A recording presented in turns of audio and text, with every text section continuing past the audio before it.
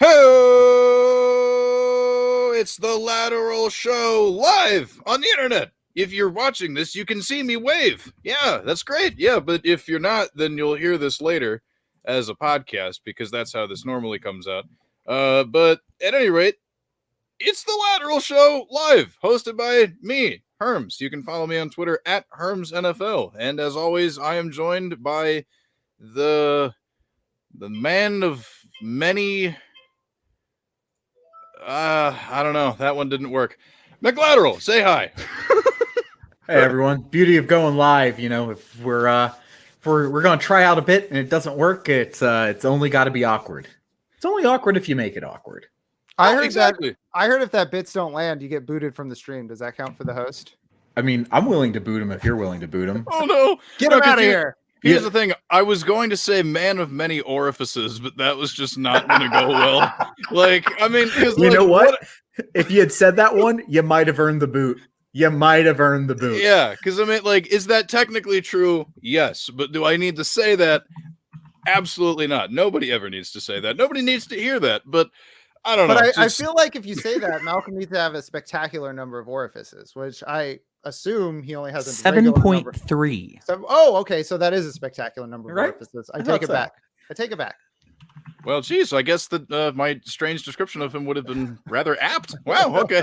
Missed opportunity. Maybe we'll try that again in the future. But we're doing a live mock draft tonight. Us versus the computers, the sleeper bots, and I think one of these teams is the lateral bot. So we'll see if we can outdraft the lateral bot. And, rather than breaking down, it's like, oh, what are we expecting from the player and the blah, blah, blah. We're really focusing on, how we're building the teams, what we're, strategies we're trying to execute. I mean, we'll get our opinions on players sprinkled throughout, but generally speaking, this is more of just like a zoom out, kind of bird's eye view of how things are, coming together because, we're right in the thick of draft season, folks. I mean, I've already drafted a few teams. I'm sure you both have as well. The season is creeping up closer and closer. So I guess before we go any further with that, we do have a guest joining us. You heard his voice earlier, you podcast listener people that are hearing this the day later. It's my boss at Football Absurdity, Jeff Crisco. Hello, right. Jeff Crisco. Hello, Herms. Hello, Malcolm. Just so you know, Herms, if you are picking 3 spots ahead of me, so your future employment at Football Absurdity is contingent on letting players fall. Oh no. It is what it is, but I won't tell you which players. So good luck. Oh gosh. Well, I'm gonna have to reach into the memory bank and remember all the guys that you like. Oh no. Just leave me Myles Gaskin. Fair enough. Leave Myles Gaskin and back out slowly. You've got a shot at him. I think so. He's a turn guy. So fantastic. We normally start out the program with on our soapbox and then go into the hot seat and this, that, and the other. But because this is a live event and there's a whole mock draft to do, we'll just kind of condense it down and just, we're all, each of us is going to, take a moment to talk about some news that dropped today. Cause a lot of NFL roster cuts came down and, there's all sorts of fun things to talk about. I'll start with Chris Herndon being traded from the Jets to the Minnesota Vikings in response to Irv Smith Jr.'s meniscus surgery that he had. We've seen the Chris Herndon movie before. It starts out wonderfully, but by the end of the movie, you regret ever sitting down and thinking it was worth watching. But I got to tell you, I kind of want to see it again. Oh, come on. I kind of want to see it again. Look, I was bought in all these years ago, and I get it. It crashes and burns. It was not worth the price of admission. But I'm ready to be hurt again. I'm ready to be hurt by Chris Herndon again. Will he end up on any of my teams? Probably not, but I might do it on just maybe one, just to see how it feels. Look, if you want to drop Kyle Pitts in our home league and pick up Chris Herndon, I'm not going to stop you. I'm completely on board with this idea and co-sign it fully. I have one question about this strategy, Herms, which is who hurt you? Who hurt you to make this Chris Herndon love? Chris Herndon. Chris Herndon. Chris Herndon's the one who hurt him. So this is a Stockholm situation. This is very much a Stockholm syndrome situation. But I don't know. I'm here for it. I'm here for the vibe. It's been fun in the past. It's sure to be amusing going into this year, into the future. But that's my contribution. Chris Herndon, please hurt me again. McLateral, what do you have for your little item? Oh man, I think this was in a tweet with you, Jeff, where I was just like, punishment is pleasure if you're a masochist. That's true. It's just like the whole thread of being like, I'm going to give the Chris Herndon thing a try again. It's just like, I mean, it is pleasure if you're a masochist. Yeah, so for me, just a couple things. One, it's actually been a pretty surreal week. I am now part of the Ball Blast team and the Pro Football Mania team, in addition to the Lateral team. So going to have some fun content coming out this week, but not this week, but this season. Hopefully something next week. Stay tuned. But seriously, I think the thing really on everyone's mind, the thing that is pressing, the thing that we must discuss is good night, Wayne Gallman, you sweet prince. We hardly knew ye. You were on the Niners roster for only so long, but we loved every second of it, which means we have more of an idea of what that backfield looks like, I think. It's definitely going to be the Trey Sermon, Raheem Mostert show with some sprinklings of Hasties. And then, if one of those guys goes down, Hasty becomes a massive value because you literally paid nothing to get him. And honestly, right now, if you're not paying a premium for Trey Sermon, Raheem Mostert's the more likely of the two to go down, knock on all the wood in the world, but he's at least got a history with it. And so Trey Sermon, I think, is looking a lot better in a lot of drafts right now. So just something to keep an eye on. But with that, I yield the balance of my time to the senator from Vermont. Can I get on the soapbox? Can I be Bernie? You're the senator from Vermont. I thought you were going to do a Bernie Vermont impression. You said you had a bit. That's not the bit. It's not a Bernie impression. No, I mean, today was cut day. We saw a lot of surprising cuts, and it just reminded me of, just kind of want to remind everybody that guys go in the first 2 days of the draft for a reason, because those are the guys that are likely to be impactful guys. And we say that, and we understand that in January, February, March, and April. And then in May, we start to forget it. In June, we start to forget it. July, we really forget it. And then all of a sudden, we're like, well, why did Seth Williams, Javian Hawkins, Jared Dokes, Cornell Powell, and Des Fitzpatrick all get cut today? It's like, because those were unlikely to be impact players. So just keep that in mind. Guys get drafted early for a reason. Don't talk yourself into bad players because the depth chart looks nice. To be fair, we're still wondering about Des Fitzpatrick, though. Like, let's be clear. They traded 3 picks to get him. We're still wondering a little. That's true. And somebody getting taken on day 2 doesn't mean that it was a good pick. I'm looking directly at Tutu Atwell and D. Eskridge. So, but we remember this before the draft. But as soon as the draft happens and we see their little slot in the depth chart, we get all revved up and forget that they probably won't have an impact to this year. Yeah, no, I think that's sage advice for sure. Sorry, forgot to kick my dog out. No, it's okay. If anything, your dog is just agreeing with the sentiment That's of true. just like, yeah, don't look at a depth chart and just immediately be like, ooh, and assume that something's going to happen, because that's not always how football works. And shout out Jeff's dog for agreeing. That's right. Shout out Frankie. There you go. Shout out Frankie. What up? Well, I guess that's pretty good place to leave it. And wow, it's time for the mock draft if everybody's ready to go. Yeah, let's do it.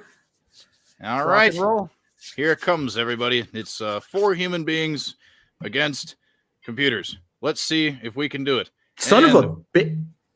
Oh, what? Yeah. All right. Well, alrighty then. Interesting. Yeah, the reaction to those of you who are not watching and listening to this, Dalvin Cook went number 1 over Christian McCaffrey. Shout out these computers drafting these teams. That is absolutely fantastic. Oh, wow. I got to say, something you see every day.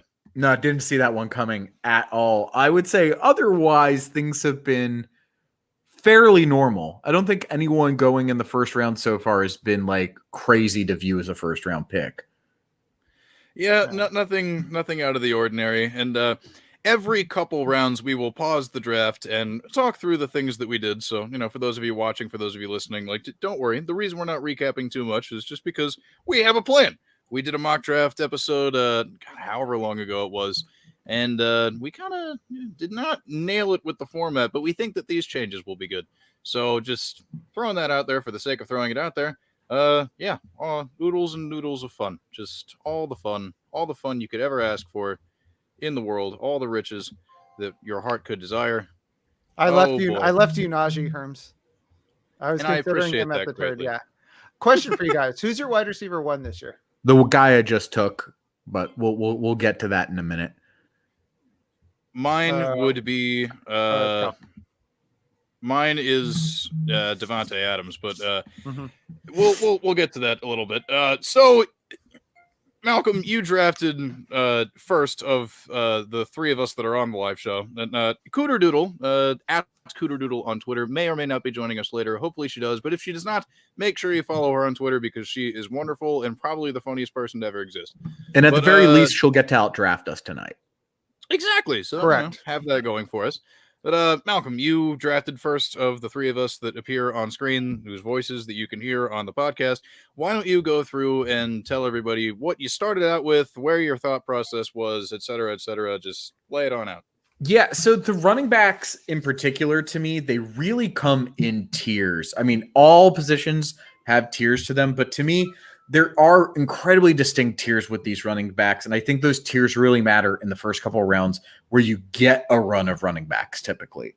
Like if we had a run of wide receivers, I'd care more about wide receiver tiers. If we had a run of tight ends, I'd care. You'd see where I'm going with this. But because we typically have a run of running backs, I'm going to be very conscientious of where those cutoffs are. And for me, Saquon Barkley is one of those cutoffs. I didn't really feel like, Ezekiel Elliott maybe, but I just felt that getting Travis Kelce, nailing that positional advantage just right out the gate with the tight end would be the move, as I've already missed out on my clear tier one, essentially, of running backs. And then coming back around again, I sort of missed out on that next tier of running backs. Those guys where I'm like, everyone in here has a shot at being an RB1, or I've already got him ranked as an RB1. And honestly, with you taking Najee, it made my decision that much easier to go ahead and take Calvin Ridley, who is my wide receiver one on the year. So now I've got my tight end one, my wide receiver one. I'm loving the positional advantage this gives me. And I'm going to hope that, there's a couple guys coming up here. And luckily, I'm only picking against spots, so I can tell you, hopefully Chris Carson or David Montgomery is going to make it to me here at my next pick. And if they do, I'm feeling pretty good. And if Cooter Doodle snipes me based on that information, it is what it is, because I forgot that she was up right now. But that's kind of what was going through my head. Basically, I felt that it wasn't worth it to give up the positional advantage. Yeah, no, I certainly get that. And, at a certain point, you kind of just have to pivot. You have to have those plans in mind. And I think that your, plan for pivoting very well executed, and that's something that we can all applaud. Good stuff. Big fan. Yes. Give yourself the golf clap. Yeah. So there's that. Then I followed up, a few picks later, past you. There are some guys that got drafted that I'm not nearly as high on as other people. Like Derrick Henry and Saquon Barkley, respectively, going picks 4 and 5. I have them both behind the player that I ended up taking, and Aaron Jones. I just, the whole Aaron Rodgers, last dance, blah, blah, blah thing, whatever.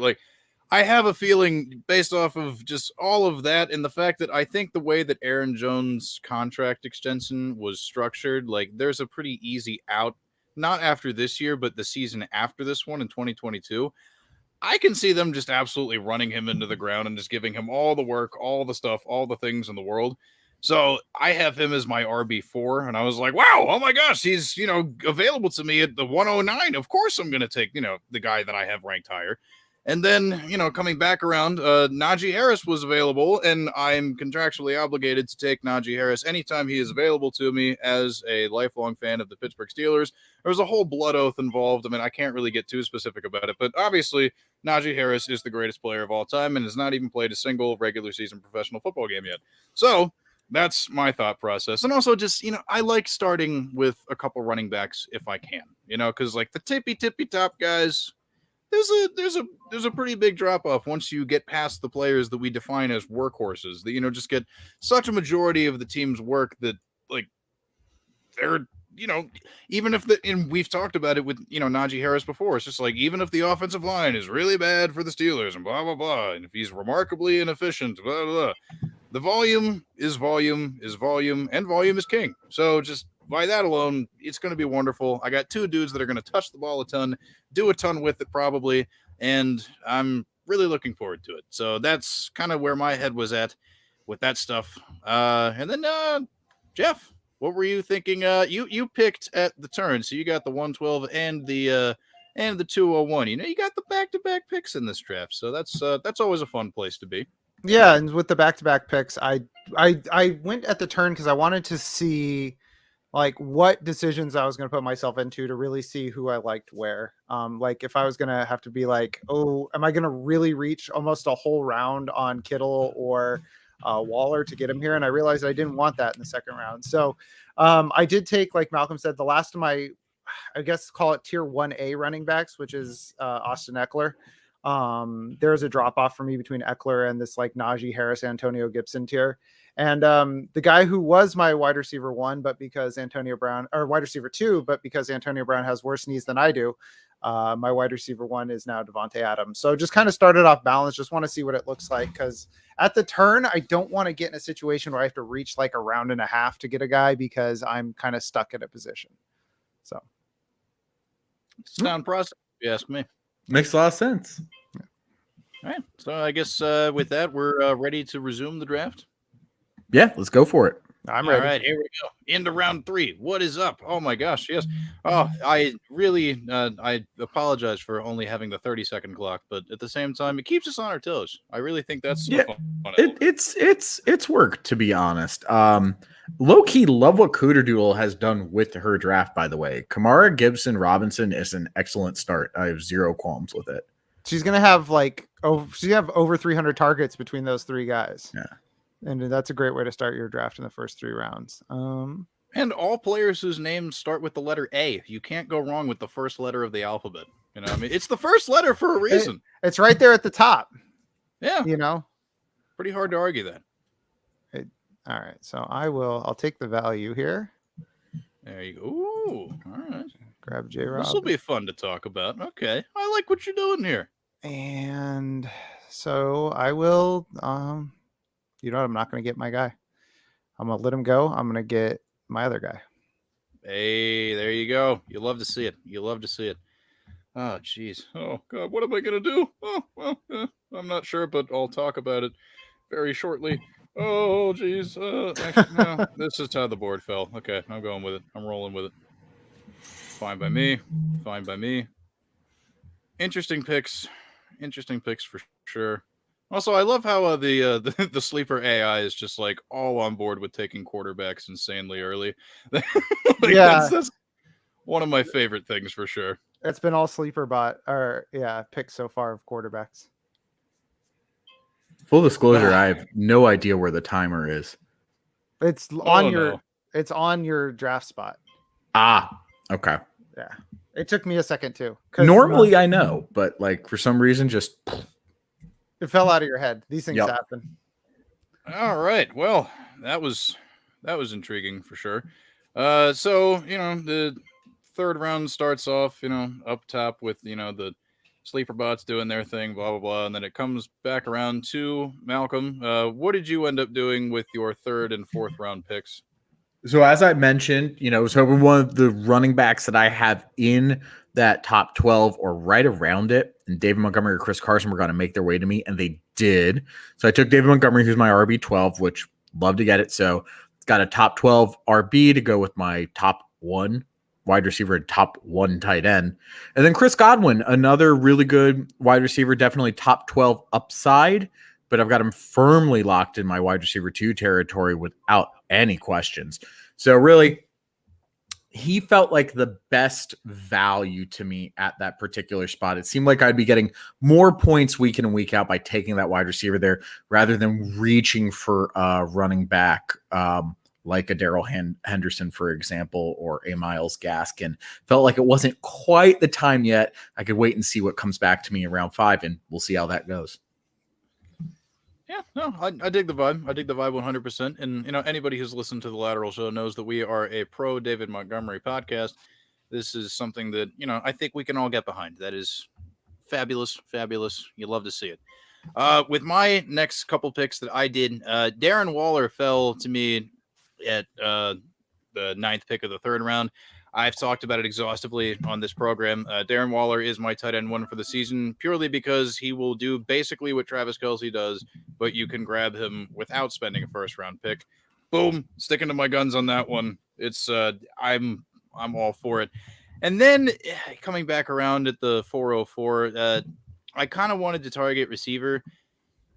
Things got a little dicey. I was kind of picking between Robert Woods and DJ Moore and ultimately settled on DJ Moore just because, he's always had a lot going for him in terms of, ADOT and his ability to, get open, secure the targets, do all that, this, that, and the other. But the touchdowns have been lacking in seasons past. But, say what you will about the guy, but I think Sam Darnold will be good for him. I think, especially, given the fact, he's got a big arm, whether or not he is or is not seeing ghosts, that could be distracting. But, if he can ignore, Casper in his eyesight and just find DJ Moore downfield, I think that connection is going to really going to pay off this season. So now I've got, 2 stud running backs. I've got a top tier tight end because I always advocate taking the tight end early because in my most recent piece that I published on footballabsurdity.com, we talk about how the middle class of tight end no longer exists. If you want more details on that, check out footballabsurdity.com. Yeah, there you go. Yeah, of course. Yeah, that's an option. Tons of great options. Tons of great things to check out there. But yeah, just like 2 workhorse running backs, top tier tight end, and then just a good wide receiver. Just a nice, solid, good wide receiver. Nothing particularly exciting there, but it's a conservative approach. Jeff, what did you do with your next 2 picks? First, I'm going to piggyback on your tight end middle class being dead thing. The money piece from the article that kind of where I outlined that in January or February was that last season, the difference between tight end 6 and tight end 18 was half as far as it had been in the previous decade. So it was about 1.6 points per week, where before it had been 3.3. So you can just go get a tight end. You just go get a tight end whenever. And with that in mind, while we're talking tight ends, before I talk about my guys, I want to ask you guys, Kyle Pitts, pick 39. What feel good, feel bad, high, low, just right? I think it's perfectly fine at this point. I mean, I would probably want to take him a round later, but it's fair. I'm really starting to come around to it because, for the whole offseason, I was like, oh, but he's a rookie. But then it's like, yeah, but he's also Kyle Pitts. Yeah. Like the opportunity is there without Julio Jones in town. I could definitely see how that would pay off. So fuck it. Why not? I'm here. I'm down to clown. Yeah, just realized I've been muted. I agree with Herms there. I think like maybe around too early, but I had him as my tight end 5 at the moment, just behind Mark Andrews, but I could see him being ranked as a tight end 4 in people's rankings. Again, I'm very much the team Kyle Pitts is actually a wide receiver, so I don't mind it. See, that's my thing about even if Kyle Pitts is a wide receiver, it's, the top of rookie wide receivers still, it's an uphill battle for him to finish as tight end 3, because just if you look at the sheer points, it's like 4 guys in the last decade, 4 rookie wide receivers have scored as much points as the average tight end 3 over the last few years. So I think tight end 4 is kind of where he settles in, but there's not a lot of upside there. It's just like, I think 4 is his ceiling and like 6 is his floor. So it's not going to hurt you, but I just don't see the value there is all. Like, it's not a value play to me, but if you want him, like I saw today, I was like, this is the cheapest he's going to be in forever. So yeah, it's not a value play, but it still might pay off. Exactly. So, all right, I'll talk about my guys. I started off with Eckler, at Devontae Adams, like we talked about. Followed up with James Robinson, CeeDee Lamb. I kind of took the value on James Robinson here because I have him as running back 16. So no Travis Etienne. I'm not afraid of Carlos Hyde. Carlos Hyde's not good at football. And then But are you terrified of Urban Meyer? I'm a little scared of Urban Meyer. I won't lie to you. I am a little scared of Urban Meyer, but it's like, you know what? I'm not a big Visca believer. I think he's a pretty good gadget guy, but we've seen a lot of pretty good gadget guys not pan out to be difference makers in the NFL. And he could be different, or he could be Tavon Austin, Cordero Patterson, or he could have Deebo Samuel syndrome where he's hurt all the time. I kind of believe in James Robinson there more than everybody else, except for Marvin Jones. Shout out wife material. And then CeeDee Lamb, because in my estimation, I have 2 wide receiver ones, and I didn't have to reach for either of them. And for both Robinson and Lamb, it was a tier drop off for me, accepting Robert Woods. But there was an inkling that I might be able to get Robert Woods back in round 5 potentially, but this is what I wanted to do. I wanted to see, was I really going to reach on Robert Woods, which no, and he went to Cooter Doodle in the 4th. And then was I going to reach on this other guy, which rubber meets the road? No, I wasn't going to. So just kind of testing out my theories on how I feel about guys. And so far I like my draft. It's balanced. Nice. You love to see it. Nothing super regretful has taken place yet, and that is it's a good spot to be in. As we Dalvin Cook 101 might be regrettable. Team one will live with it. Team one's a Minnesota fan. It's fine. Don't worry about it. Minnesota fan with the Tyler Lockett, Russell Wilson stack. So I mean, I think they're gonna have a good time. They just like the North. I have to say, I am genuinely loving Cooter Doodle's team so far. It's a good squad. Very good, and it just continues. She's gonna her first 5 picks are gonna have like 600 combined targets. This is out of control. Oh dear God! Yeah, you'll love to see it, folks. You absolutely love to see it. Can we boot her so that we can have her players? Booter Doodle. There you go. Let's get the movement going, folks. # Booter Doodle. Get her out of here. Get her out of here.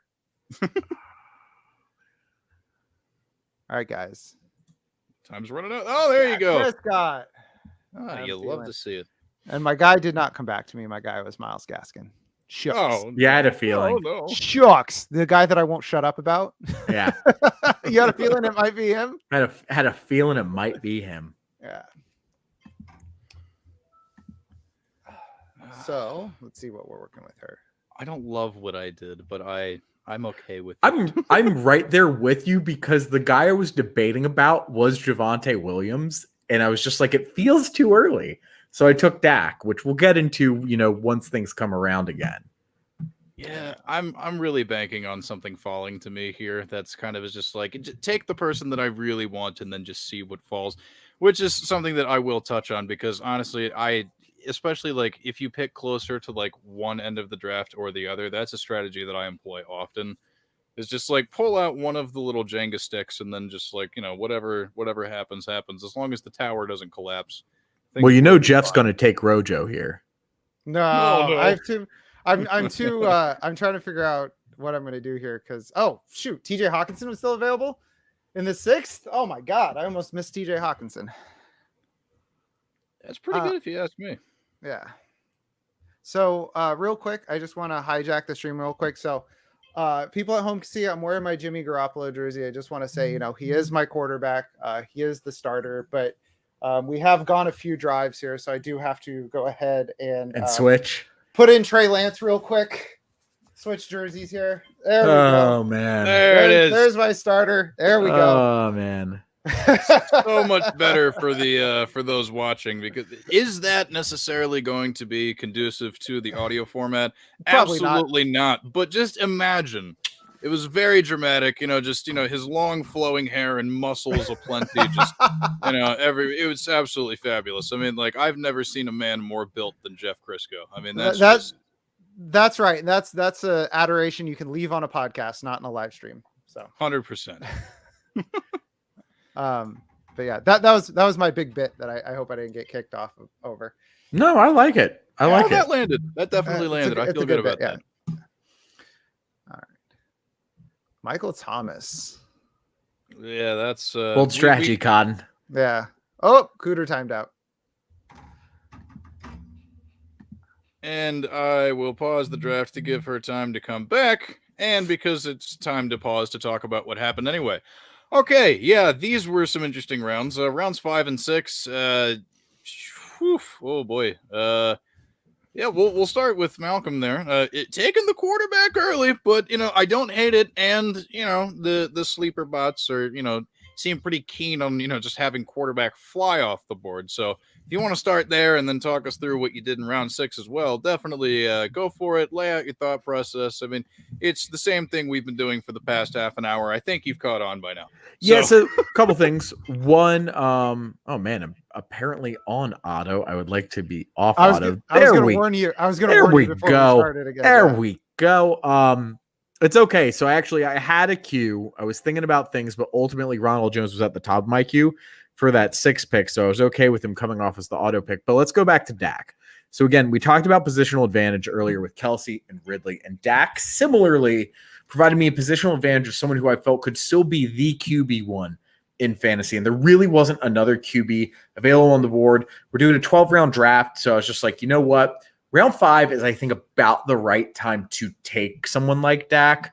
I'm going to go ahead and do it because especially with Myles Gaskin going off the board, I didn't really feel like taking Devante yet. It just wasn't quite feeling right. And I would have probably taken Gaskin had he been there. Again, Kupp, Thielen, I was just like, I already got Godwin as my wide receiver 2. Do I really need to take one of them as my wide receiver 3? I'm like thinking about it, but we'll see what happens. So ultimately went with the positional advantage, Dak, and then took a little bit of that running back help with Ronald Jones, who I have his top 24 running back. So I don't mind having a top 12 running back, a top 24 running back, similar with the wide receivers. And then I've got top 1 upside with my wide receiver, my tight end, and my quarterback. So I'm feeling pretty good about my team. Yeah, no, and it's looking good so far. And before I transition into talking about my picks that I made, I would like to point out that not only in our home league draft, but also another draft that I did last night, Dak Prescott fell quite a lot farther than I thought he would.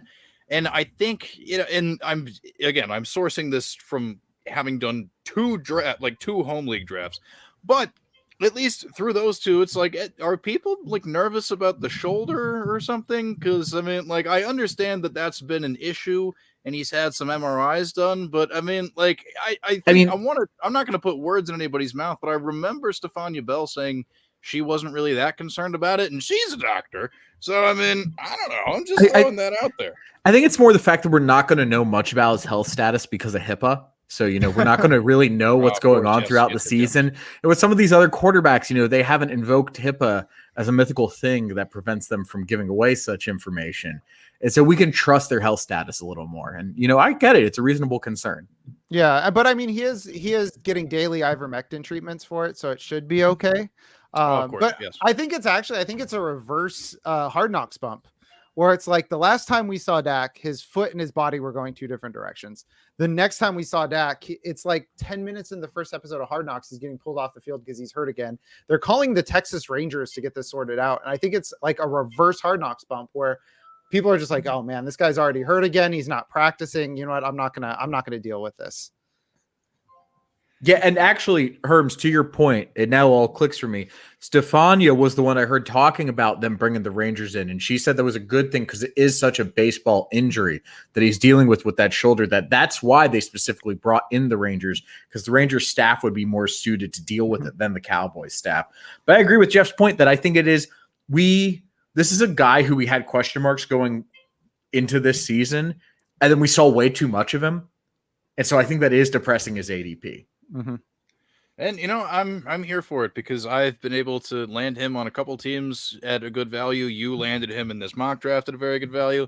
Absolutely here for it. I think that's fantastic. And speaking of things that are good values, maybe not so much my pick of Devante Williams in the 5th, but at the same time, like I said, it's just like take out the block from the Jenga tower that, won't make the whole thing fall, and then just see what happens when it comes back down to me again, because I ended up scooping Chase Claypool as my second wide receiver for my team. So that's pretty cool. I have a running back that will probably pay off as the season goes along, because we talked about on this show before in previous episodes, the whole veteran on an expiring contract with a high draft capital rookie. The changing of the guards somewhere around mid-season, it will take place theoretically, but it's going to be a bit of a slow burn. So, I have a guy, waiting in the wings, but Chase Claypool falling down to me in, the 6th round like that. I mean, I will take that all day. I've talked about my love of Chase Claypool in the past, with the, new, Steelers system and whatnot, just his ability to, run downfield and do stuff off play action. I think it's going to be fantastic. His role in this new offense, wonderful, wonderful, wonderful. I love it. I almost took Brandon Ayuk, but I kind of, I didn't want to upset the Niners fans in the room. So I just figured it would be good for me to go with my own homer pick. Jeff, why don't you break down what you did, especially because I even while the draft was happening before we paused, that TJ Hawkinson value, baby. That's man. Yeah. So what I'm trying to do at the turn here is I'm just waiting to see what the draft gives me compared to what I have. So I'm seeing what it's given me. And in the 5th round, it gave me Gus Edwards. So 3rd round for James Robinson, 5th round for Gus Edwards.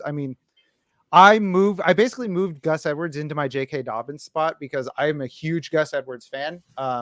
There's only 2 running backs who've gotten at least 100 carries at 5 yards per carry each of the last 3 seasons, Nick Chubb and Gus Edwards. I'm a huge Gus Edwards fan. I think the down tick in efficiency from J.K. Dobbins to Gus Edwards is offset by the lack of J.K. Dobbins taking touches, because I'm not a big worrier about Tyson Williams or Justice Hill or those other guys. So I really like him there. And that means I'm out on running backs for a while. It wasn't a teardrop for me, but it was a guy that I wanted to get. And then Hawk in the 6th is just, I will take TJ Hawkinson in the 6th basically all day, every day. And I'm a guy who says, don't get a tight end early unless you're getting one of the big 3. But in the 6th round, that is massive value. They cut Brashad Perriman today. So the depth chart is TJ Hawkinson, DeAndre Swift, who we don't know what's going on there, Jamal Williams, and then and then it's Sun God, Tyrell Williams. It's Sun God, then Hawkinson, Sun then God. DeAndre Swift. Okay, thank you very much. We've got Sun God in his natural form, who's all the way up here, and then his corporeal form is down here. That's the only difference. Yes. Yeah. So no, I love Hawkinson in the 6th. To get a tight end with, what would you say, 135 target upside in the 6th round is I'll slam dunk that every single day. Yeah, I get that. By the way, sneaky play potentially. Do you think the Lions bring in Equiminius to join up with Amon-Ra? Oh, God. Now that he's available, the St. Brown duo just running havoc in Detroit. Well, they cut my favorite sleeper there, so I'm mad. They cut Sage Surratt, so they can go Surratt. Oh, they cut Surratt. That's a bummer. That's a bummer. But no, everybody's all these wide receivers that get cut. They're oh, these guys would be the wide receiver 1 in Detroit. And it's no, Amon-Ra is really good. Yeah, you guys will see. He's a good player. Just because you've never heard of him doesn't mean he's not good. Yeah. Well, if you've listened to the Lateral show, you are definitely very well aware of the Sun God. Yes, we stand Amon-Ra St. Brown on the show. Do you stand a god, or do you worship a god? Well, yeah, I think you can do both. You can do both. Yeah, I think you can do. I'm both. A stand for Jesus. Is that what? I'm sure there's a pastor. There is definitely a T-shirt in a truck stop in Alabama that says "I'm a stand for Jesus." There's a youth pastor who turned his hat around and was like, "Kids, let's rap about a guy that I'm a stand for, a little man by the name of Jesus Christ." That's real youth pastor energy. Low key dig at Jesus's height there, by the way. Shots fired. Oh wow, this is taking a turn. Why don't we resume the draft? This feels like a good opportunity. No, I want to keep I want to keep pissing people off. Let me have it. Oh, jeez. And for those of you that are watching this live, I don't know if we'll have time for it, but if you want to throw questions at us, if we have time at the end to do a IRL mailbag, that could be fun. Comments are open. Yeah. So, if you have any questions, we'll address them at the end. Redraft, primarily, that's what we do here. But Slide into the DMs, folks. And if you don't have 100%. questions, we'll just make them up. Yeah. Oh, I'm getting this question from the chat. Why are you three so handsome? Wow. Thank you, chat. That's incredible. I appreciate that. A lot of exfoliating moisturizers and Take care of your about skin. 15 hours of sleep a day. That is how I do. Upside down though, I sleep vampire style. That's Keep the blood in the head. Of course, that's what I've always said. So that's the best way. So yes, thank you for the compliment, Chad. It's very kind. Oh wow, this is getting wild. Oh, what do I do? Oh jeez, this is fucking ridiculous. Okay. That's not how that song goes. It's close enough. You're only one letter off. That's very true. Oh Lord. Oh, I don't love any of this. This is terrible. Actually, is it terrible though? Nah, fuck it, whatever. I don't know. I'll defend my choices later. Herms, every one of your draft picks has been like that gif of the lady who tries kombucha, where you're like, ugh, well, no. It's It gonna does be check out. Yeah, and I really don't know how I'm gonna break down my picks coming up here in a little bit. The last one is probably the one that I felt the worst about this entire time, but we also kind of touched on it at the beginning of the show a little bit. Jeff, so. I hate you. I was really hoping he'd swing back around to me. Yeah. Oh, jeez. Oh, jeez. Oh, God. Oh, no. Those are my just put them in my team name in pen in every draft. I mean, there are certainly worse things that you could be doing. I mean, I definitely like both of those guys. That's going to pay. Oh, here we go. This feels better. Now we're talking. Oh, yeah. Can't wait to revisit that hype. All right. Yeah, okay. All right. I see that. You know what I'm going to do? I'm going to take a better wide receiver. How do you like that? Oh, there you go. Oh, Antonio. I like it. That's pretty good. And as we wait for Cooter Doodle to come in and make her pick, there it is. Oh, I like the Damian Harris pick. That was the one that was left in my queue. And then Chenault, also a good option. Mm-hmm. Especially as a wide receiver 5. Oh, yeah. No, I mean, there were a lot of good picks in those last couple rounds, but we'll turn it back to you again, Malcolm. Why don't you break down what you did? And kind of like I teased, we both took players that we discussed at the top of the show. So if we want to, reiterate that point before you get into your second pick, go for it. Break it down. What you got? Yeah, so again, Trey Sermon, a little more hyped on him going into today's draft just because I feel like the way is really cleared for him to be at least the 1A, if not the 1 in that Niners rushing attack, which is a huge thing to get in the 7th round. But, I mean, honestly, the other thing is like, if I'm not going to get a stud RB2, I kind of like having Ronald Jones and Trey Sermon as a pairing, just kind of ride the hot hand, see what happens. I love it so much. This is not the first draft I've done it in either. It is a strategy that I'm probably going to continue to roll with. I'm being honest. If the board keeps falling my way like this. And then Antonio Brown, I've written an article about him this offseason. I've talked about him plenty this offseason. I also took him in the draft where I took Ronald Jones and Trey Sermon because, man, as a wide receiver 3, a wide receiver 4, anywhere in that range, he is going to be fantastic. He is top 36 written all over him. That Tampa Bay offense is going to be so high octane. And let's not forget, this guy used to be the wide receiver 1 in all of fantasy football. He literally came back last year basically off the street and played basically at top 24 level. Mm-hmm. Like once you actually look at the games he played, that's coming off the street in year 1 of this Arians Brady offense. Now he's going to have a full offseason in year 2. And like Brady trusts the guy. He trusts the guy a lot. So there's a chance, like I've got Chris Godwin, I've got Antonio Brown. Like I could have the top 2 wide receivers in that Tampa Bay offense. And if that is the case, I love that. Because I won't need to rely on Trey Sermon to be my flex. I'll actually probably move Antonio Brown into that flex spot. Yeah, and to your point, real quick, Antonio Brown was 24th in points per game last year between Amari Cooper and DJ Moore. So, I mean, pretty good. Yeah. Pretty good. Yeah, huge steal there, I think. Ah, you'll love to see it, folks. You'll love to see it. And on the flip side of you taking Trey Sermon, I decided to take Raheem Mostert because, kind of like I was talking about before with my Devante Williams pick, it may take a while for that to pay off. So what I kind of did for myself is I built myself a bridge to get me from the early season to the middle part of the season and on through the end of the year. While I wait for Devante Williams to eventually, take over the job in Denver, I have Raheem Mostert that I can ride until the wheels potentially come off, and that could be pretty fun. I like that. That could be enjoyable. And then Corey Davis, I talked about him on our show last week. Just as a guy, like, I'm a reformed truther. I am not, going to sit here and pretend that he is like this otherworldly talent that I thought he could be once upon a time. But volume is volume, and volume's king.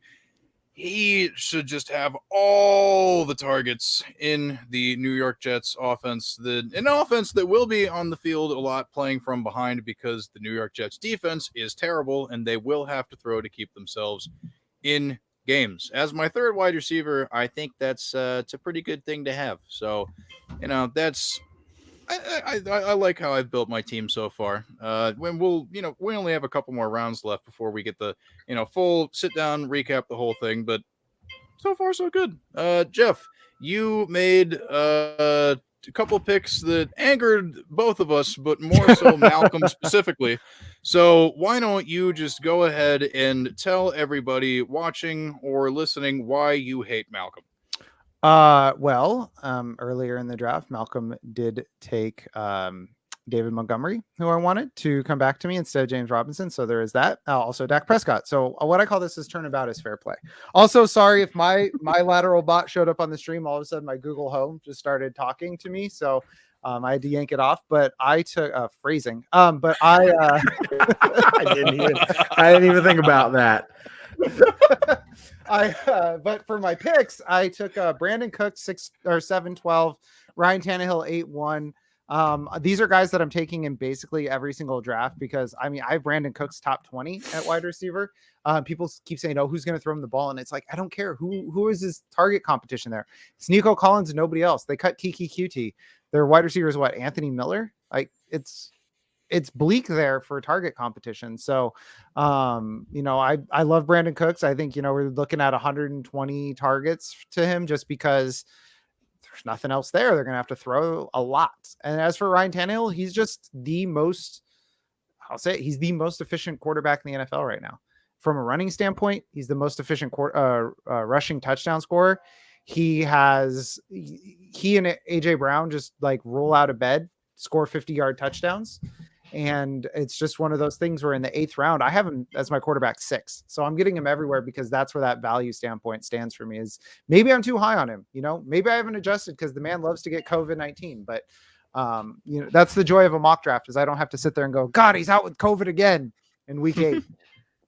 No, I get it. Honestly, Brandon Cooks, Ryan Tannehill, that's straight out of the McLateral playbook. And to be honest, I'm now really glad I took Dak where I did, because I'm not taking Ryan Tannehill until the 9th, and you would have sniped me on him. But that is a guy I've targeted a lot. He is my QB7.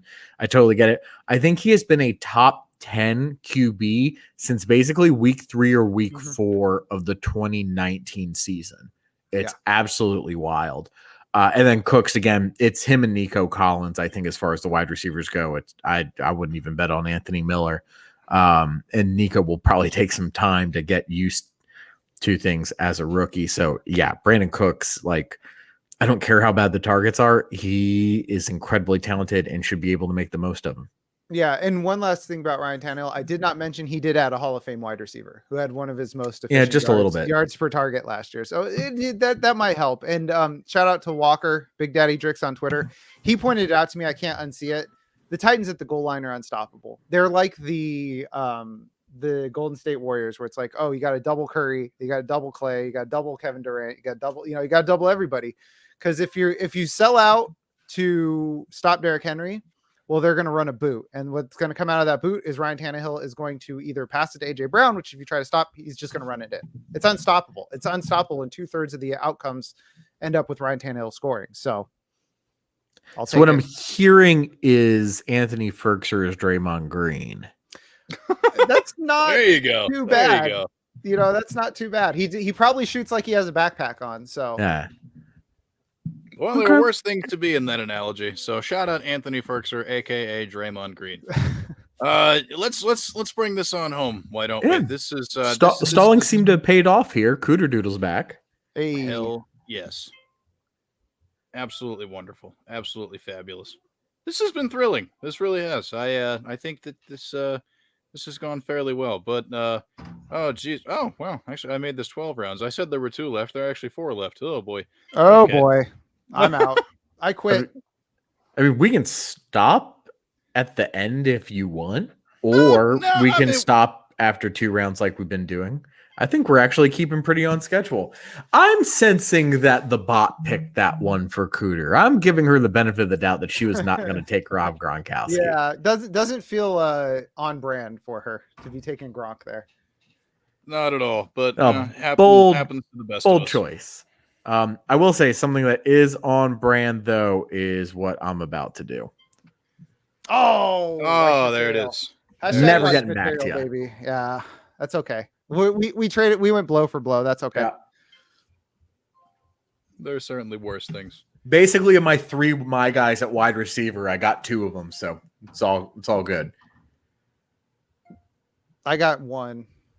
I got one of my wide receivers so far. So far. Oh, this Herm's getting auto picked. Herm's getting Oh, he got Marquez. okay. All right. So let's see. What do I need? I don't need anything. What do you want? You know what, guys? We made a big deal about Blue Origin, but Jeff Bezos only went to, the ionosphere or whatever. I'm gonna go to the moon. Nice. There I you felt go. this. I felt this was a Darnell Mooney tweet. Yeah, going to the Very good. moon. And then did you guys know that on average, pass catching running backs finish around running back 24? Oh, there you go. Okay. There we go. That's a pick that I almost made. Yeah, that's a good one. I'm looking forward to talking about that one. That's going to be interesting for sure. This one is gonna I'm doing it. Fuck it. I don't give a shit. Jay Fields. Yeah, Hey. I want to talk about it. So I love it. I absolutely love it. yeah, and some of these things that we're going to be talking about and things we have already talked about are just repeats of last week's episode. But hey, if you didn't listen to it last week, you'll get a lot of reiterated points. So there's that. Well, Herms, here's the thing. At this point in the season, it really feels like analysis is like the Taco Bell menu, where you're just taking stuff that you already have and just put it together in a different order. Because it's like we don't have a lot of new takes to have right now. Yeah, it would be weird if we had changed everything at this point. Yeah, it's like all of a sudden it's like, who's bad? I don't know. Kyle Pitts is bad now. He had 1 catch for 27 yards, but I think he's bad now. Yeah, true that. A lot of interesting things here.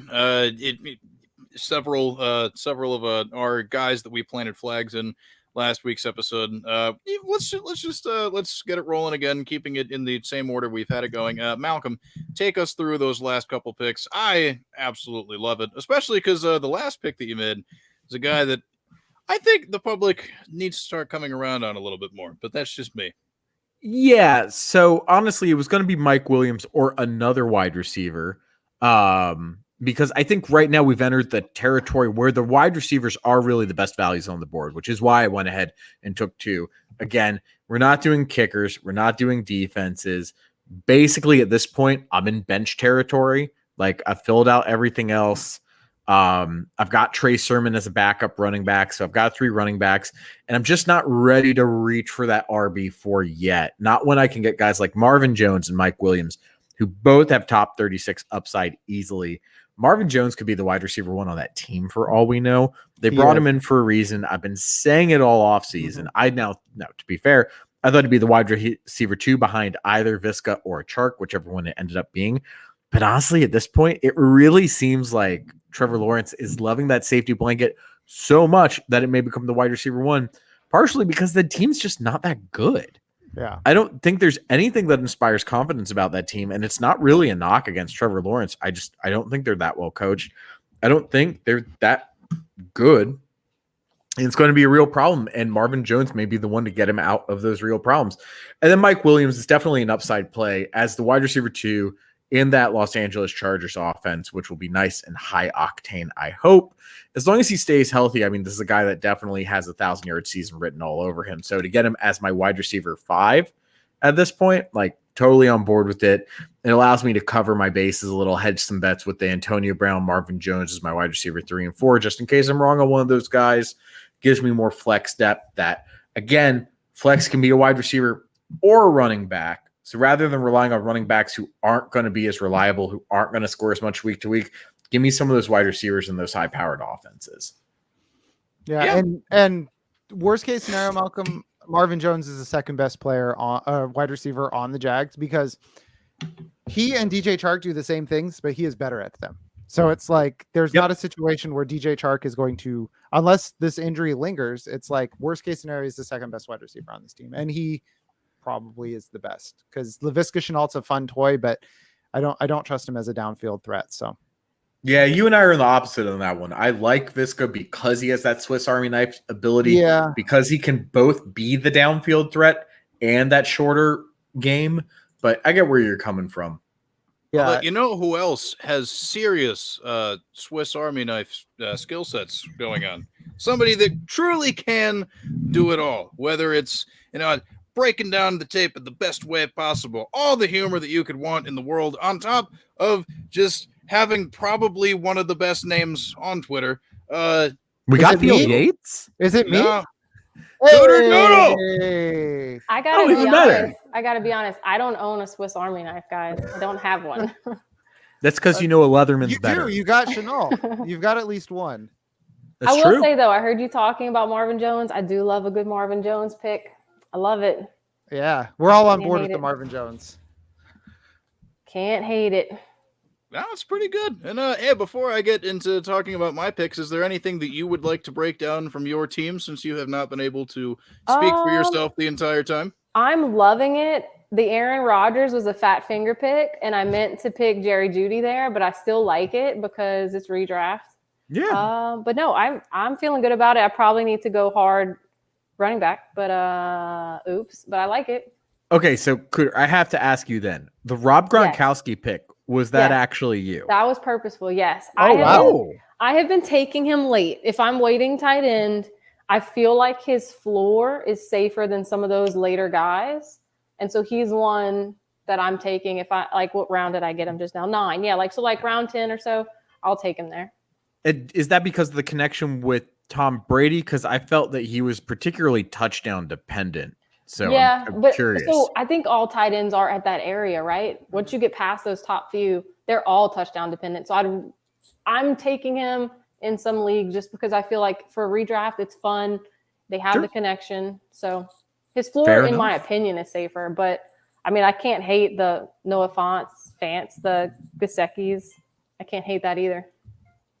Fair enough. I dig the vibe. 100%. Yeah. Oh my gosh, there's so many fun things happening right now. Speaking of fun things that are happening, one of the picks that I made, I'm sure Cooter you will enjoy a lot. I came this close to auto drafting because I realized I had to search for his name, but Marquez Callaway. There we go. Yes. Yeah. Loving some Callaway. Wait, so when did you take him? I've been looking at my picks, but not you guys. I took him in the 9th just because I was like, I mean, Jameis Winston, him getting the job it's going to be so huge. And, I've been a fan of Callaway this whole offseason. It seems like they have their connection going. I kind of figured even before Michael Thomas went down, I was like, I prefer this dude to Traquan Smith because of it. You're the Saints fan. Tell me if this is, insane or not. But I mean, haven't we kind of given up on the Traquan Smith experiment? I mean, I was high on him last year and it didn't happen. I think he'll have some good games because the Saints will throw it around, especially without Thomas there. But our O-line's good. I'm expecting us to run it a lot. And then it just looks like Callaway's the guy. So yeah, especially round 9, like I wouldn't take him over a guy like Jerry Jeudy. I wouldn't take him over. I'm kind of looking at some names. I think I might take Antonio Brown over him. I don't know. That's a close one for me. But yeah, I definitely I I don't hate it at all. Marvin Jones, Callaway, that's a close one for me. I would go Callaway. I'm just kind of looking at the board right now. But yeah, no, I like Callaway right there. And hey, only going a few picks apart on our board here. I mean, that certainly speaks to the good value that we are bringing to the table. You'd love to see it, folks.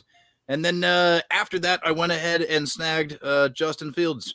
He'll probably be, because we're only going 12 rounds, he'll be my only quarterback on this roster. But hey, I don't care if it's we have to wait a week.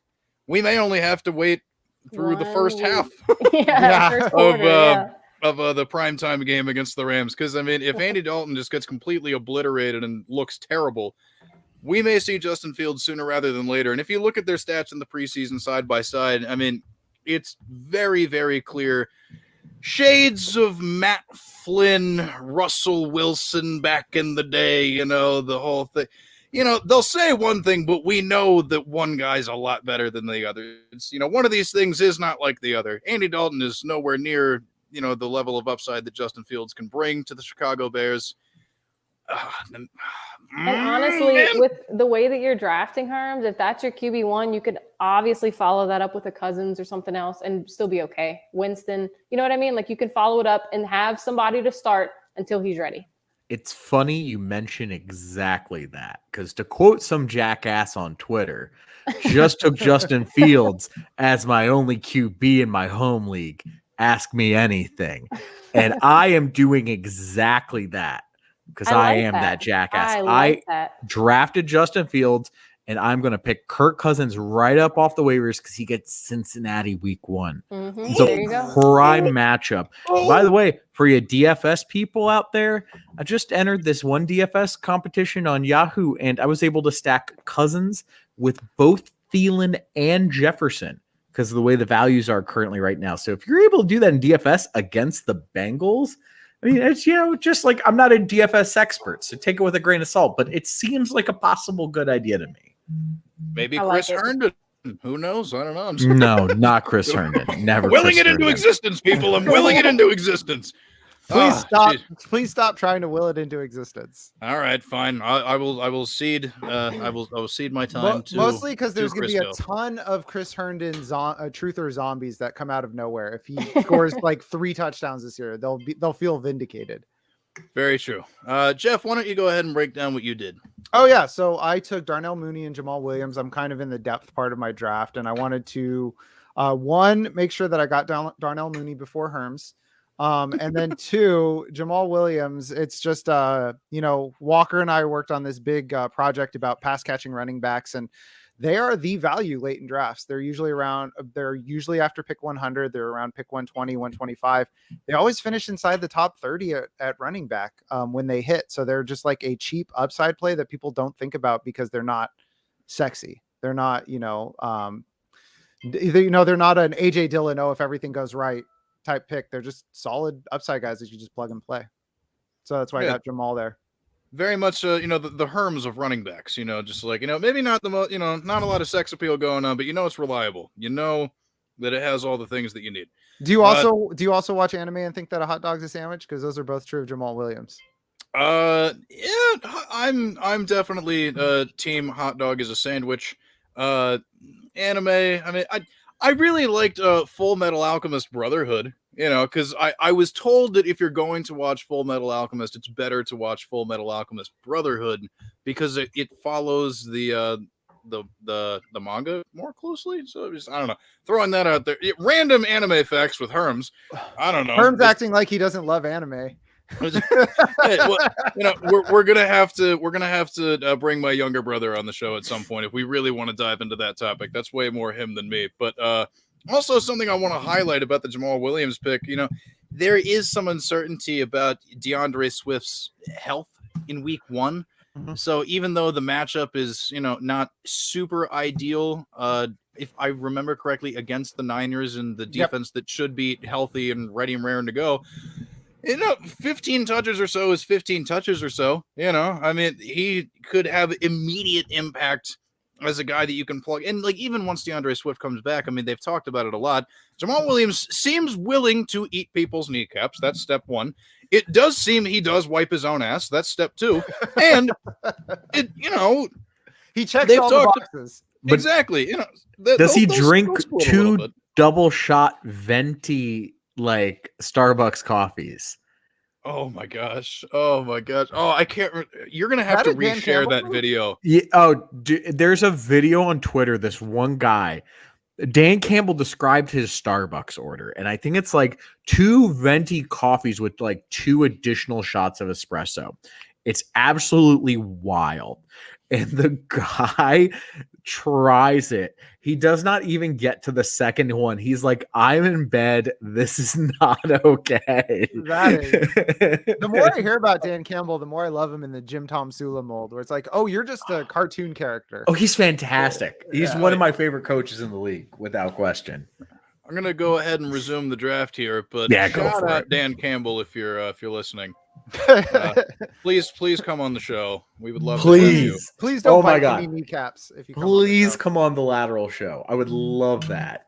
I want that more than anything. Also, Jamichael Hasty, if you're out there, come on the Lateral show. Also, yes. Wow, you guys have some famous listeners if they're coming on the show. Oh yeah, we really do. We Brad Pitt, also a fan. Wow. Jonathan Taylor Thomas, also a big fan. Kind of a little surprised that we were able to pull that one off. But What about the goth younger brother? What about Mark? Is he a fan? He's popped in a couple times, but he left some negative reviews. So I mean, I'm Oh. not sure if that's something that will maybe we can win his heart back in the future. But as it stands right now, lukewarm at best in terms of fandom of the Lateral show. But hey, anything we can do to improve, if you want to, email us at thelateralff@gmail.com about how we can improve, give us some notes. Maybe it'll help you undo that negative review. So, just throwing that out there as a possibility. Not necessarily going to tell you what to do, but I'm also would also really like to see it. I'd love to see it. And with my last pick, I'm going to do something probably stupid. Oh, Yep. no, I'm not. That's how I've lived my draft. Oh my God, Jacoby Myers. Yes. Oh, I cannot wait to talk about that. That's going to be fun. Oh, dear Lord. Woo-hoo, yeah, baby. Yeah, Finishing hot. Pitt likes to listen because I didn't skewer him in my review of Interview with a Vampire. So, he's been a fan ever since. Hey, Brad, Mr. and Mrs. Smith underrated if you want to come on my podcast. Oh, he does not like to talk about that movie. You It's should an know underrated better. flick. It is, but man, just all the drama. Oh, True. Yeah. But also, and as we round out, this draft, we're gonna, look on for those of you looking in on the screen, asking yourselves, "What's in the box?" It's the end of our. Check it out. Hey, look at me. he said the thing. He said the She thing. said the thing. I've seen movies. Cooter Doodle, why don't you go ahead and tell us about how you rounded out the draft, because there are some intriguing names there. I like it. I like it a lot. I definitely waited a little bit on filling up my running back, so I went with 2 that I'm taking some flyers on with Pollard and White.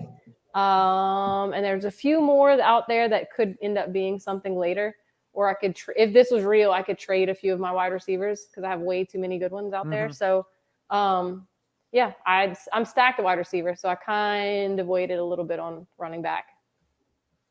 I That's mean, okay. I do like, you started with Kamara and Gibson, so it's like you don't need to hammer running back until. I love the James White pick, so.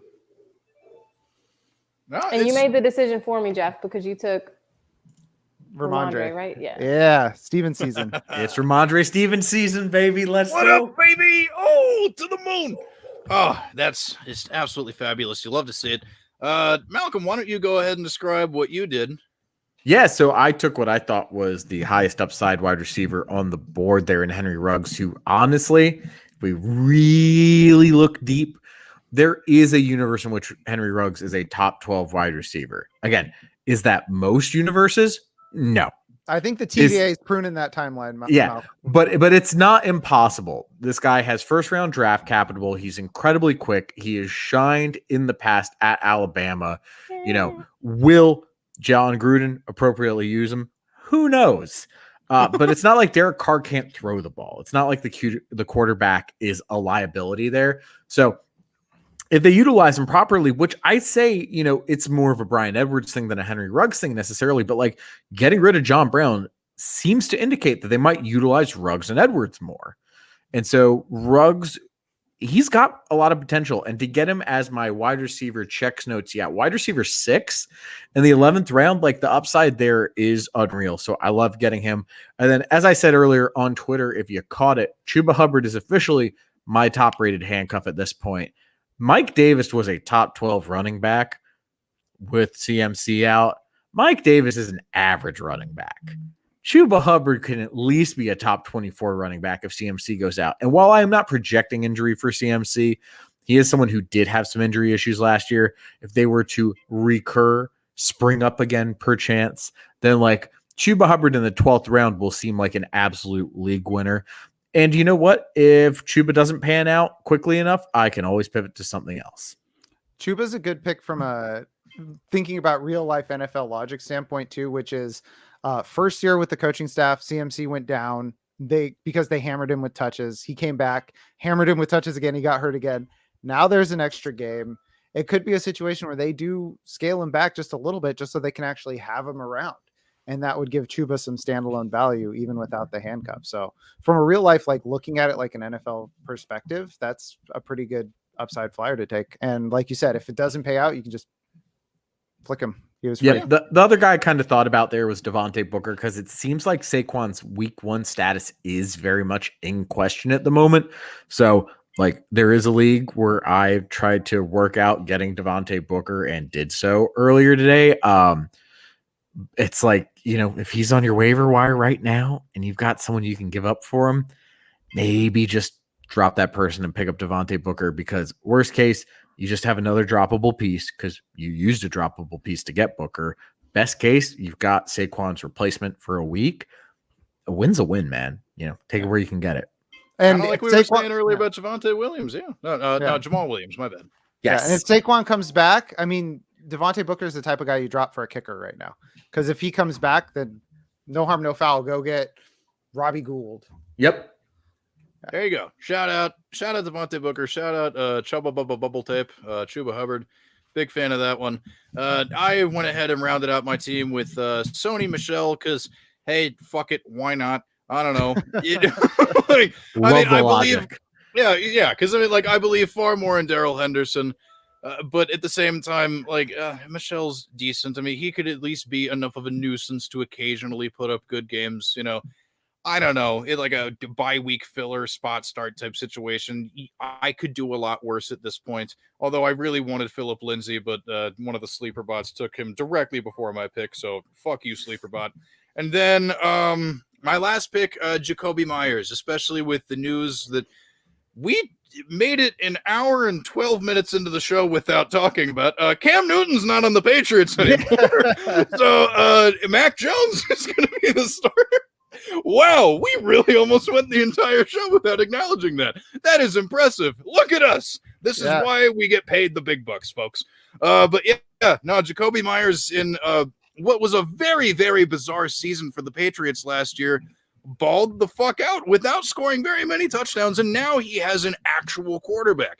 And I'm not saying that as disrespect to Cam Newton, because as Cooter Doodle pointed out in a YouTube video back in January, what we really need to do is collectively come together and just acknowledge Cam Newton is a running back, classify him as a running back, make it so that we can put him in our lineups as a running back. And Baltimore, if the Ravens front office is listening, if you're looking for a goal line running back, you just found the guy. He's available now. So good on his feet, man. Those rushing touchdowns. Mm-hmm. It's a skill. People act like it's a cop out to say that he's good at that, but he's good at it. One of the best all time at it. So yes. Yeah. Now, to be clear, Herms, when you say not many touchdowns last year for Jacoby Myers, you mean exactly 0. Yes, that's how many receiving touchdowns he had. But that's very few. I would say tied with the lowest in the league. He did have a passing touchdown, so something to maybe keep an eye out on. There you go. Little extra points. Was he the one who threw the ball to Cam? Yeah, I'm pretty sure. That sounds he about definitely right. That connection had one was of them. backwards. Yeah. So, I mean, it can only go up from 0. If me and Jacoby Myers scored the same number of touchdowns last year, that's saying something. So, theoretically, he should be, Jonnu Smith is probably the top read in the offense, but Jacoby Myers right there. I definitely love it. Could be cool. I'm wrong, by the way, guys. Last year, 2 passing touchdowns Ooh, 2. quarterback He was controversy. 2 for 2 with 2 touchdowns. Oh wow! Shout out Jacoby Myers. Look How's at that you. quarterback rating looking? Pretty good. And hey, pretty good. With Cam Newton out of the way, if Mac Jones goes down, you might find yourself in like a similar situation that we found with Taysom Hill last season. I don't know. Throwing that out there. Is that actually true? Probably not, but it felt like it was fun to say. It's fun to think about. Yeah. Hey. Speaking of things that are fun to think about, Is it my turn? Things that he thinks about. Sure, that was a great transition. Thank you. So good at this. Like you said, that's why they pay us the big bucks. 100%. Ramondre Stevenson, I had to do it to him. Cam Newton leaving is actually the reason why I did it, because he's vacating I think it was 18 carries within the 5 last year. They can't all go to Damian Harris. Sony Michel's gone. They got to go to Baby Blunt. I mean, I said it in April, where it's like everybody's concerned about Bill Belichick and his next Rob Gronkowski. Nobody noticed he got his new LeGarrette Blount, and that's Ramondre. So why not? And then I'm wearing a Trey Lance jersey. I had to, because you know what? He's my guy, but it is time to, I'm not going to go back. I'm not going to do the bit back because I might have a wardrobe malfunction. I don't want to do that. You missed the bit. I started with a Jimmy Garoppolo jersey, Cooter. And by the way, to put the Patriots last year truly in perspective, I know we've hinted at it, but we really need to hammer this down. Cam Newton, 8 passing touchdowns last year. Cam Newton, 12 rushing touchdowns last year. This was their quarterback for 15 games. It will now be Mac Jones. Mm-hmm. That definitely opens up the game to these running backs, and Ramondre Stevenson could be an absolute value that late. I love it. Yeah, big fan. You love to see it, folks. You absolutely love to see it. Shout out McCorkle. Big fan of McCorkle over here at the Lateral. We've beaten that into the ground, and we will continue to beat it further and further into the ground until we reach the Earth's core. That is going to be something that I'm greatly looking forward to doing throughout this entire season. Well, yeah, I mean, draft's over, but this is a live show. I don't care if we run over, some time a little bit, because we like to keep it around an hour and 15 minutes. But this is a fun spectacle event for the public, and it's probably a good idea to recap our teams and really just, dig into because the purpose of the show is just, to highlight, how we're building our teams, how we're evaluating the drafts, and like the picks as they fall. I think we've done a good job of that so far.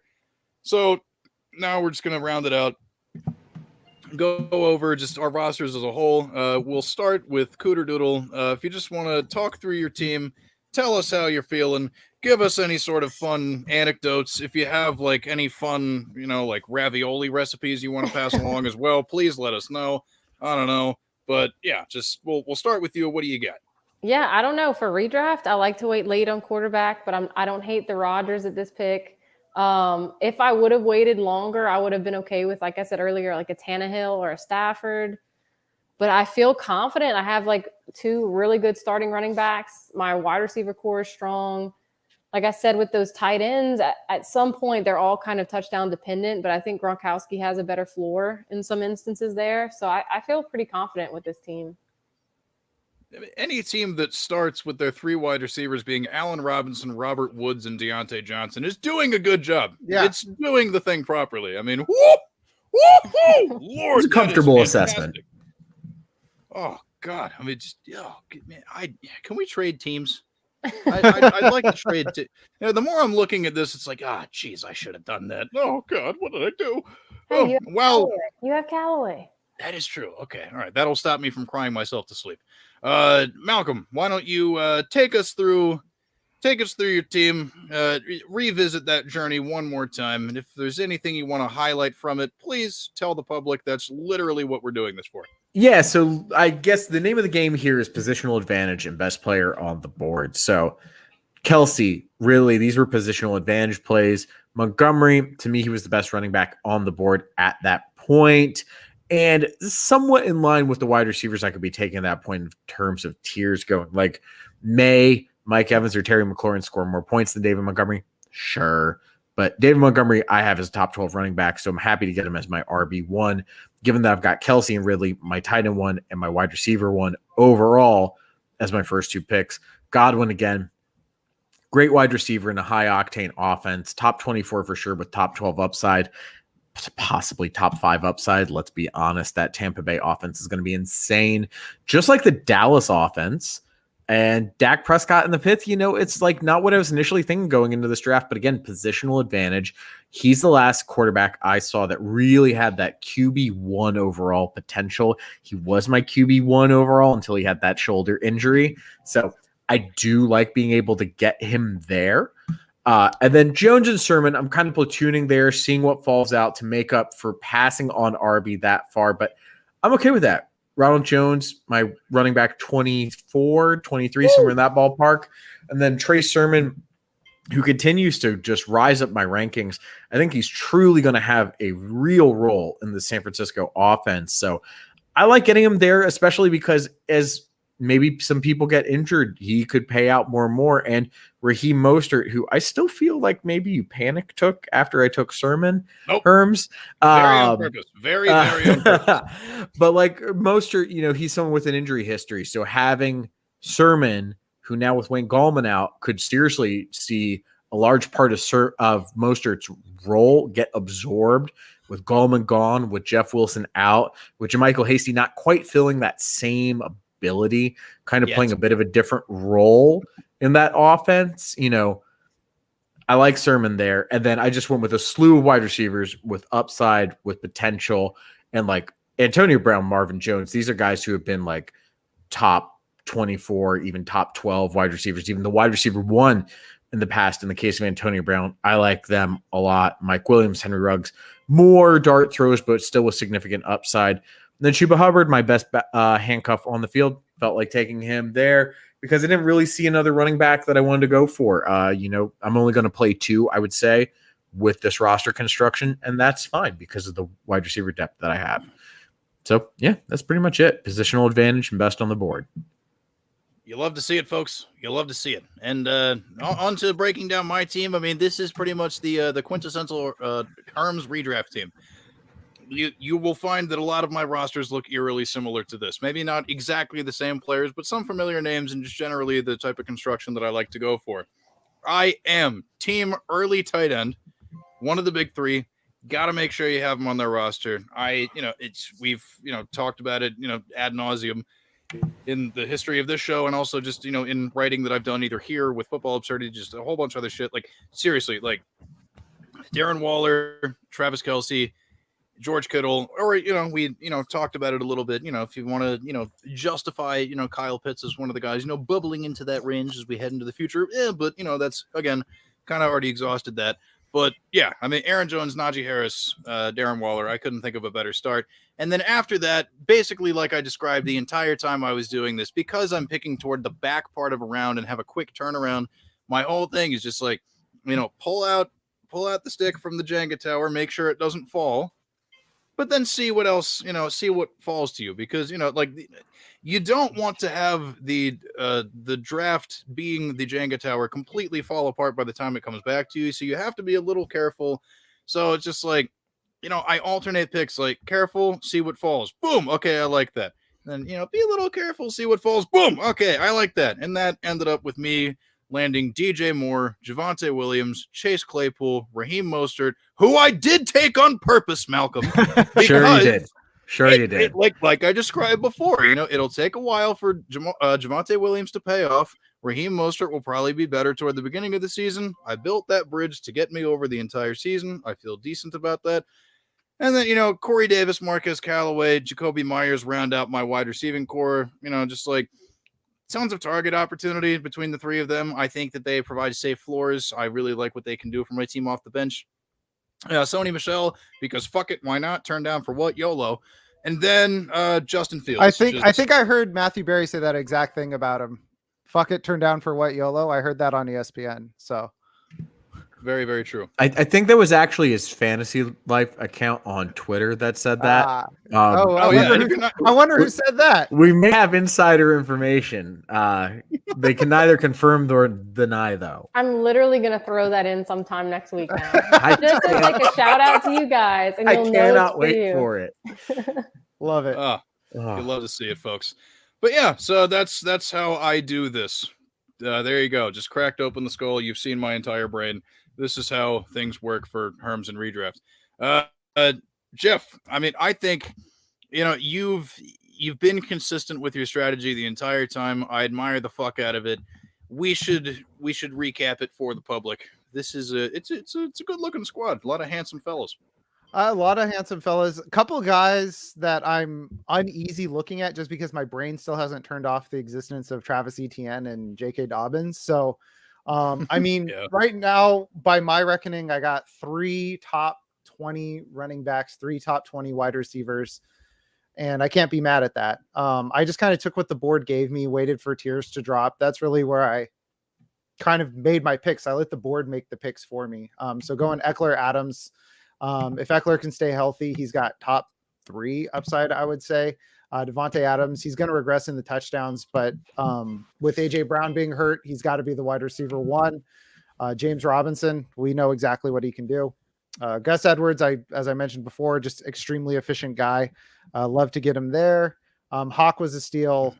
Ryan Tannehill going in every single draft that I'm taking just because I have a lot of drafts that look like this: Darnell Mooney, Jamal Williams, Ramondre Stevenson, and then Homer pick Trey Lance, because that's where I sort of find myself leaning, because it's just like, this is where my evaluations of players in the ADP are mismatches. So that's yeah, I mean, it looks a lot like a lot of my squads.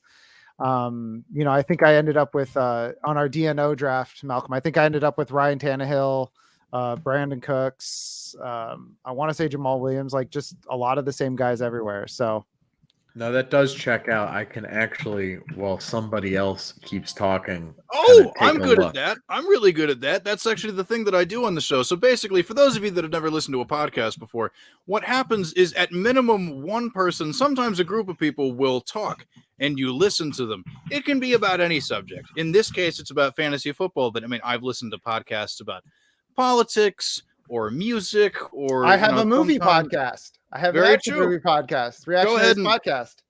Yeah, the Reactionaries podcast. Hell yeah. Am I plugging it now? We did Jaws 3D yesterday. So shout out. So Jeff, to confirm, you did have Brandon Cooks. You did have Ryan Tannehill. Yep. You did have Jamal Williams. Yep. And then usually I'll pepper in Gaskin, Rojo. Yep. You had both of those as well. Yep. But you took Jared Goff, which was slightly disappointing. Jared Goff in a 2 quarterback league. Yeah, it was super flex. One of the things I'm saying is, like, don't underestimate the fact that somebody's going to play every single game in a super flex. So you don't have to worry about it later on. By the way, speaking of the similarities, on my team in that same league, Dak Prescott, David Montgomery took a top tight end, Darren Waller in this instance, as opposed to Travis Kelce.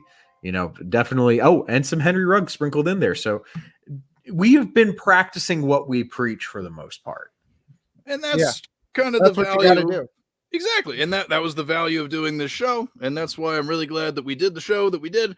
So, I don't know, any final closing thoughts before we get into plugging the pluggables? Just anybody, I don't know, speak if you have things I to just speak. want to say that, like, we all had different strategies, but I'd be okay coming home with any of these teams. You know what I mean?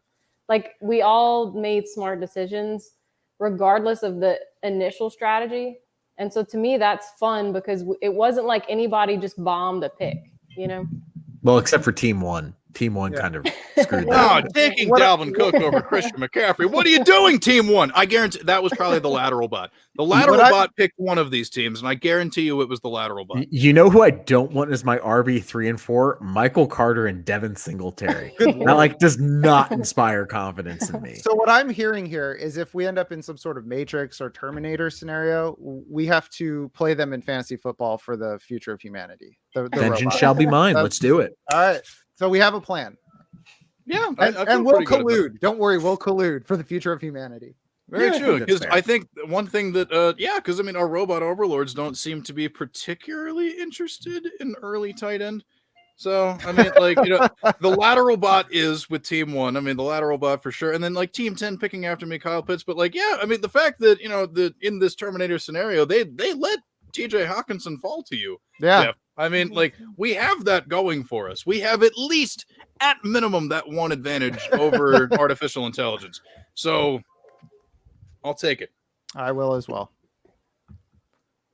Any other closing thoughts before we get into the pluggables? Let's see, covered the teams, covered the Indeterminator. Get a shot. No, I think we're I'm good. talking about CeeDee Lamb and Ryan Tannehill. Get a shot.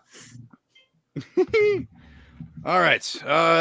That's the end of the show, folks. That's a clean transition. I'm at Herms NFL. You can find me there and nowhere else, just on Twitter. If you find me anywhere else, I will ignore you.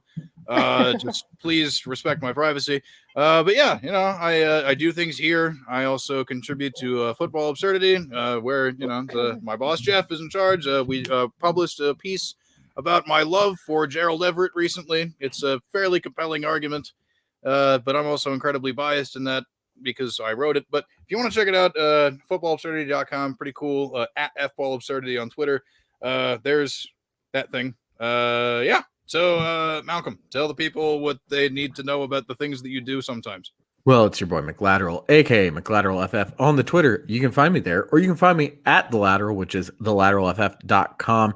We've been dropping some rankings recently. Mine will come this week. Do not worry. But I've been a little busy because this season you will be finding me at Ball Blast Football with a column every week, bringing the heat check as you saw on The Lateral last year. It's now coming to Ball Blast, so we'll take a deep dive into some guys that's like, man, how did we miss these people? Is it fool's gold? Is it for real? Well, you're going to find out. And then I will actually also be with Pro Football Mania doing a weekly column as well. I'm going to be doing some Dynasty content for the first time, which will be interesting. Basically, do you like reading articles about Juwan Johnson? Because if so, I'm going to have a weekly column for you. It's going to be called Rolling in the Deep, and it's basically a look at deep stashes, to be fair, that could apply to redraft, but it is going to be kind of looking more at guys that will be good for your fantasy team as opposed to your deeper redraft leagues. And of course, I will be with The Lateral all season long. Do not worry, not going anywhere. Going to be on the pod weekly with Herms. Going to be putting content mostly daily. So there will be plenty of me. Don't worry. Hell yeah. And if you want to follow Johnson's journey, that's I don't know, I'm just pitching titles for that one, because like I said before we started recording, as much as I want the Rolling in the Deep, I really just want a weekly Juwan Johnson tracker. If that's too much to ask, I apologize, but I think it would be very entertaining for the public. Yeah, rolling in the Deep's pretty good for SEO because you bring in the Adele fans in addition to the fantasy football fans. Yes. It's a sneaky just ad revenue move. Drunk lost Adele fans is a big market. And unlike Adele, in that regard, you could have it all. You could indeed have it all. I mean, that's pretty good. All right, Jeff, why don't you tell the public things they need to know about you that you are willing to volunteer as information? Well, I'm gonna acquire it. No, Herms did half the plugs for me. F-Ball Absurdity. I've been up since 4 a.m. I finished my last preseason articles this week. It's just a primer on movers and shakers in the preseason. We're gonna be streaming on Twitch 5 days a week, 6 days a week. We're paired with Twitch sports streaming. That's all over the place. Twitch.tv/football absurdity. That'll be fun. The first one with the Twitch backing is going to be on Thursday. It's going to be with Kevin Genson, who does beer sheets. We're just going to run through. Yeah. Beer sheet shout out. They're all available and the website doesn't crash anymore. So, we're going to be running through a mock draft with beer sheets and stuff on Thursday. And then we'll be getting into more of that stuff then. And you can check out my Bad Action Movie podcast, Reactionaries podcast, anywhere you get podcasts. Like I said, we just did Jaws 3D. And our next episode is a movie I promised myself I'd never watch again, Independence Day Resurgence. As you can tell, it's a Bad Action Movie podcast. Jeez. Well, add Jeff Crisco on the Twitters, KRISKO. Yes, there you go. And hey, speaking of the Jaws 3D thing, it's like hey, Jack O'Brien, if you're out there, shout out Zeit Gang. You should come on the Reactionaries podcast. Yeah, with, Jeff. Shout out the Zeit Gang. Yeah, real quick, Jeff, have you ever done a Reactionaries podcast on the best worst action movie of all time, Gamer, starring Gerard Butler and Michael C. Hall? We have not done Gamer. No, we have not. Phenomenal and awful all at the same time. Is that gamer like video gamer? Yeah, it's basically Okay. like there's real people that exist in what other people think is a video game, but everyone actually knows that they're real people that are acting as avatars in the video game. It's absolutely wild. And there is a synchronized fight to Frank Sinatra's I've Got You Under My Skin as kind of the climactic event. It is absolutely worth the watch, but also a terrible movie. That's awesome. We're trying to figure out our fall theme. So we're leaning towards video game movies. So that might actually make the cut. Our Highly summer, recommend it. our summer was summer of blockbusters. So it's all sequels There you go. to bad blockbusters. So that's enough to talk about my podcast. You love to see it. And speaking of video games, someone who likes playing video games is the last person to go and plug their pluggables. Cooter Diddle, thank you so much for coming in. I know that the schedule was a little busy. Obviously, you're one of the most in-demand people in the entire industry. Being bad at numbers and being in a different time zone, so that's all me. But shout out to Beer Sheets, because that is the only thing I used to use. Yeah. So shout out to Beer Sheets. I would covet that. I would not show anyone. That was my secret. Well, he does what's called bull sheets, which you can print out, which is the ranks just randomized. Yeah. So But no, 6-7 years ago, that was all I used. mhm. But yeah, so follow me at Cooterdoodle or at MB Fantasy Life on Twitter and Instagram. That's about it. Hell yeah. Oh my gosh, this was so much fun. Can't wait to have you guys back on the program at another point in time. Next week's episode is going to be a little bizarre because Lateral is going to be coming in a little late. It's going to be split up in two parts, but I have a really fun interview lined up with somebody who works at a place that has a check mark in their profile. So just be on the lookout for that. That's going to be fun. And Is it Barack Obama? yeah, I signed the NDA, Jeff. I can't tell people All yet. right. I have to. All right. Fair We'll say my friend Barry O. He'll be That's coming. too obvious. Be Obama. Yeah, be Obama. Jeez. Kazoo time. Goodbye. We'll see you next week.